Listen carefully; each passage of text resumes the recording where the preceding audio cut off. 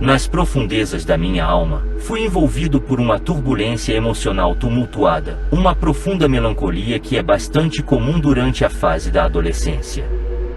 Em minha busca desesperada por consolo, recorri à orientação de meu sábio tio. Ele transmitiu sua sabedoria, instando-me a buscar o conselho de Santa Muerte, assegurando-me de que ela possuía o poder de conceder qualquer desejo. O processo, ele alegou, foi fácil. Não havia necessidade de um altar elaborado, uma mera fotografia impressa, uma vela modesta e um copo de água bastariam. Com uma súplica devotada e a recitação de uma oração sagrada, meus mais profundos desejos seriam cumpridos. Embora jovem e inexperiente, confiei nas palavras de meu tio e, assim, coloquei a vela, a fotografia e o copo d'água em uma pequena mesa de madeira ao lado da minha cama. Todas as noites, eu implorava sinceramente a Santa Muerte, implorando sua intervenção divina, esperando fervorosamente por uma solução para meus problemas. Devo confessar que tinha dúvidas, mas, naquele momento, ponderei o que eu poderia perder. Em uma noite fatídica, acordei com um odor acre, semelhante ao de brasas ardentes. Para meu alarme, descobri a mesa em chamas, aparentemente acesa por uma força inexplicável que emana de dentro. Com rapidez imediata, me esforcei para apagar as chamas, empregando cobertores e lençóis em meus esforços frenéticos. Milagrosamente, o fogo foi extinto, embora a imagem de Santa Muerte tenha permanecido intocada, ilesa pelo inferno. Perplexo com esse incidente peculiar, contemplei seu significado. Isso poderia ser uma mera anomalia? Certamente, deve haver uma explicação racional. Apesar dessas dúvidas, persisti. Com o passar do tempo, eventos inexplicáveis se desenrolaram com frequência cada vez maior. A paralisia do sono atormentou minhas noites, enquanto aparições sombrias atravessavam meu quarto, incutindo em mim uma profunda sensação de pavor. Ciente de minha crescente angústia, busquei consolo em meu tio, divulgando os eventos inquietantes que haviam ocorrido. Em resposta, ele atribuiu minha situação a uma deficiência de fé, enfatizando o papel crucial que a crença desempenhava nessas questões. No entanto, eu me vi enfrentando dúvidas, questionando meu envolvimento com uma força enigmática que eu não conseguia entender totalmente. Determinado a romper os laços com Santa Muerte, descartei todos os resquícios de sua influência. Lamentavelmente, essa decisão se mostrou equivocada, pois a paralisia do sono se intensificou, atormentando-me com a presença de figuras espectrais, crianças e vozes desencarnadas sussurrando malevolamente em meu ouvido. Tomada pelo medo, busquei consolo na companhia da mãe do meu ex-parceiro, uma praticante adepta da magia branca. Seu conselho foi simples, mas desconcertante: recite a oração do Senhor e durma com um rosário. Embora cético, aceitei esse novo ritual, esperando descansar de minha aflição noturna.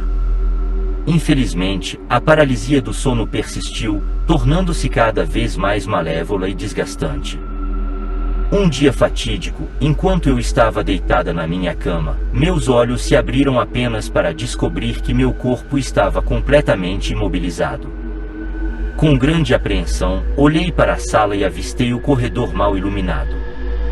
Uma sensação arrepiante tomou conta de mim quando testemunhei uma figura misteriosa projetando uma longa sombra ao entrar na sala adjacente, que por acaso era o santuário da minha mãe.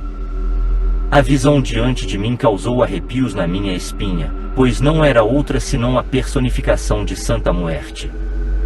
Em uma tentativa desesperada de me libertar dessa paralisia assustadora, reuni cada grama de força dentro de mim e consegui recuperar o controle sobre meu corpo. Rapidamente, levantei-me da cama e corri em direção ao quarto da minha mãe. Ao abrir a porta, meu coração bateu forte no peito ao ver minha mãe sentada sozinha, cheia de angústia. O medo me dominou como um vício, então decidi que buscar consolo na presença dela era o curso de ação mais seguro. Eu me sentei ao lado dela e finalmente sucumbi ao sono, sem perceber o passar das horas. Quando acordei, não tinha certeza de quanto tempo havia passado, mas parecia que a paralisia do sono havia voltado a me atormentar mais uma vez. Com o coração pesado, abri os olhos e avistei minha mãe sentada na beira da cama, com o rosto cheio de lágrimas enterrado nas mãos, soluçando incontrolavelmente. No entanto, uma força inexplicável me obrigou a desviar o olhar. Para minha surpresa, descobri que minha mãe estava dormindo profundamente.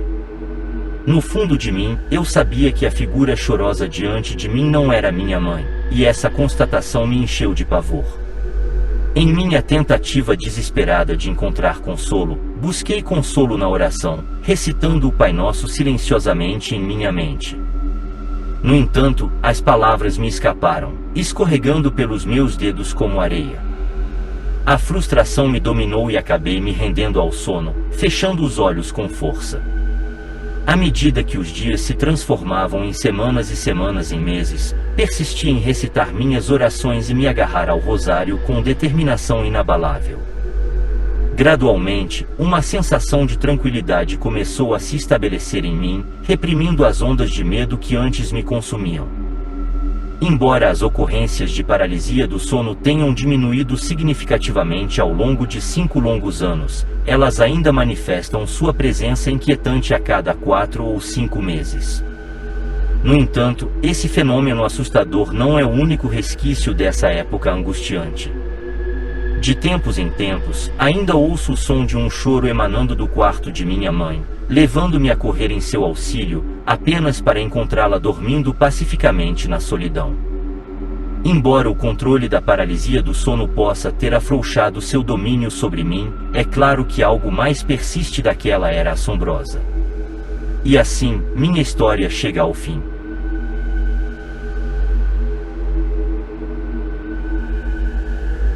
Tenho algo realmente assustador para compartilhar com você, mas é de extrema importância que meu nome e paradeiro permaneçam envoltos em segredo.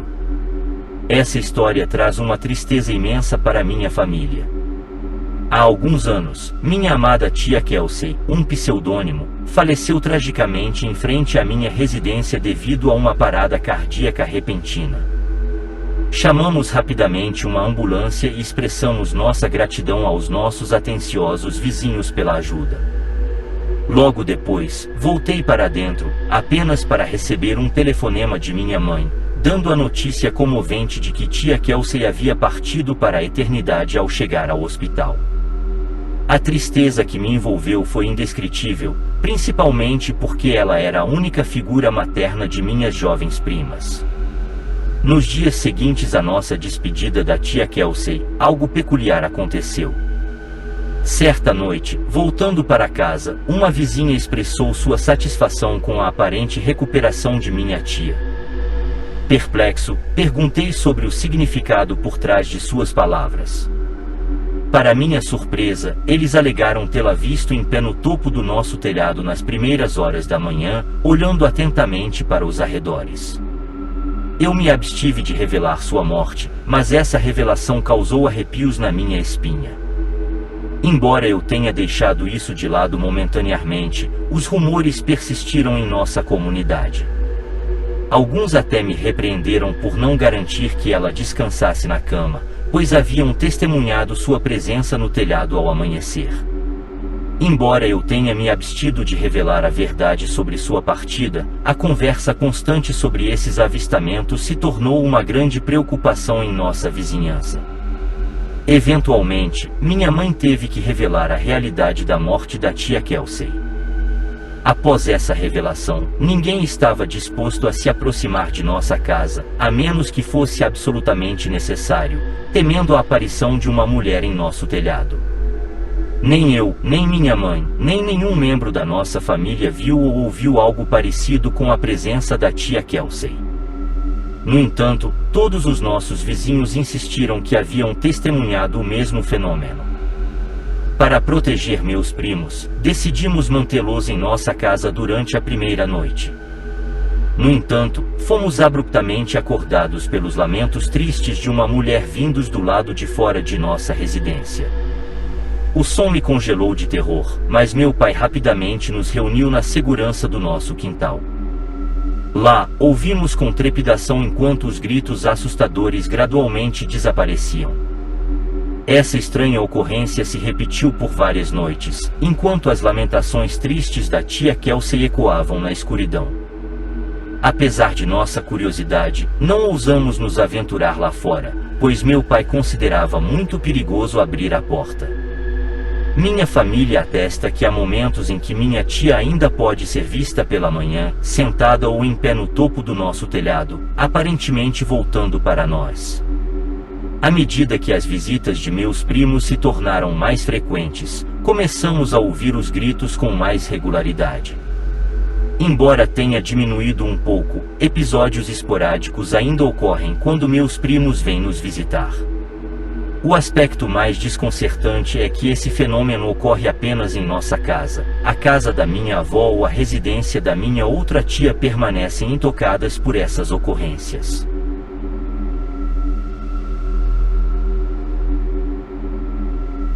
Surpreendentemente, inúmeras ocorrências dessa natureza ocorreram em minha família, e esse relato em particular é apenas uma das muitas narrativas.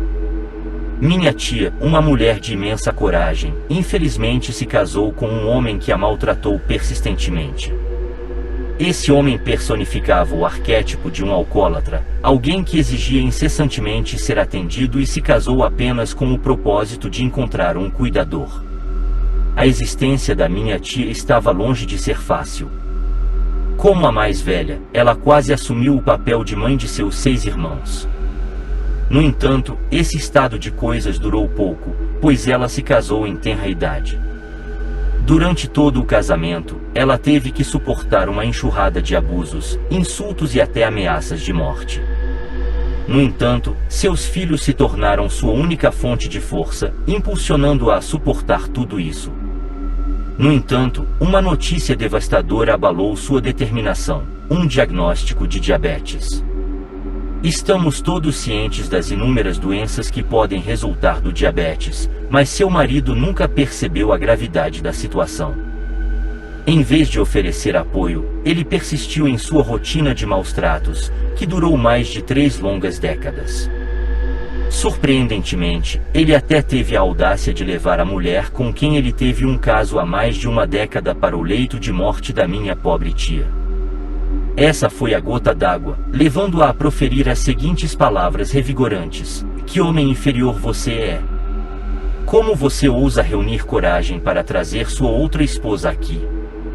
Você afirma estar cansado de mim devido à minha falta de mobilidade, minha idade avançada, minha condição diabética e o fato de eu passar a maior parte dos meus dias acamado. Bem, espero fervorosamente que, ao colocar seus olhos em mim, você tenha um vislumbre de seu próprio eu miserável, 10 vezes.